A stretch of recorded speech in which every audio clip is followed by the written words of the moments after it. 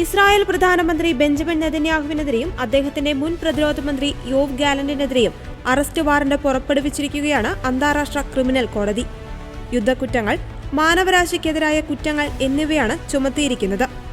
അന്താരാഷ്ട്ര ക്രിമിനൽ കോടതിയുടെ ഈ നടപടി അന്യായമാണെന്ന് US പ്രസിഡന്റ് ജോ ബൈഡൻ ഇതിനോടനുബന്ധിച്ച പരസ്യ പ്രസ്താവന ഇറക്കിയിരുന്നു.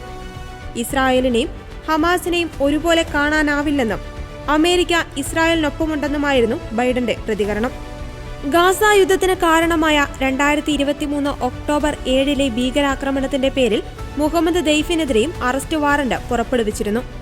ഇയാളെ വധിച്ചതായി ഇസ്രായേൽ അവകാശപ്പെടുന്നുണ്ടെങ്കിലും ഇയാൾ മരിച്ചുവെന്ന് സ്ഥിരീകരിക്കുവാൻ പ്രോസിക്യൂഷന് കഴിയാത്ത സാഹചര്യത്തിലാണ് വാറന്റെന്ന് ICC വിശദീകരിക്കുകയും ചെയ്തിട്ടുണ്ട്.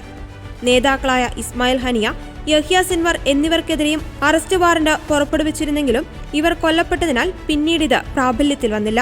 എന്നാൽ നെതന്യാഹുവിനും ഗാലന്റിനുമെതിരെ അറസ്റ്റ് നടപടിയുണ്ടാകുവാൻ സാധ്യതയില്ല. അന്താരാഷ്ട്ര ക്രിമിനൽ കോടതിക്ക് സ്വന്തമായി പോലീസ് സേന ഇല്ല എന്നതാണ് ഒന്നാമത്തെ കാരണം. ICCയിൽ അംഗങ്ങളായ 124 രാജ്യങ്ങളാണ് അറസ്റ്റ് നടപ്പാക്കണോ എന്ന് തീരുമാനിക്കേണ്ടത്.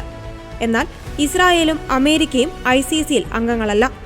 ICC തീരുമാനം യഹൂദ വിരുദ്ധതയാണെന്ന് ഇസ്രായേൽ പ്രധാനമന്ത്രിയുടെ ഓഫീസ് അപലപിച്ചിട്ടുണ്ട്.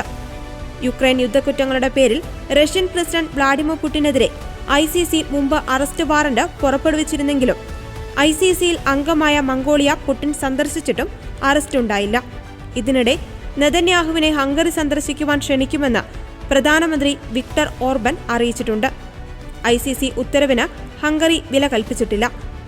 1998 റോമിൽ നടന്ന സമ്മേളനത്തിലാണ് ഐക്യരാഷ്ട്രസഭ അന്തർദേശീയ ക്രിമിനൽ കോടതി സ്ഥാപിച്ചത്.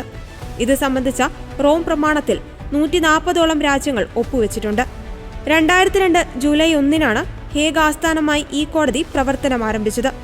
വംശഹത്യ, യുദ്ധക്കുറ്റങ്ങൾ, മാനവികതയ്ക്ക് എതിരായ കുറ്റകൃത്യങ്ങൾ എന്നിവ നടത്തുന്ന കുറ്റവാളികളെ വിചാരണ ചെയ്യുക എന്നതാണ് ഈ കോടതിയുടെ പ്രധാന ദൗത്യം. എന്നാൽ ഇന്ത്യ, ചൈന അടക്കമുള്ള രാജ്യങ്ങൾ ഇതിൽ അംഗമല്ല.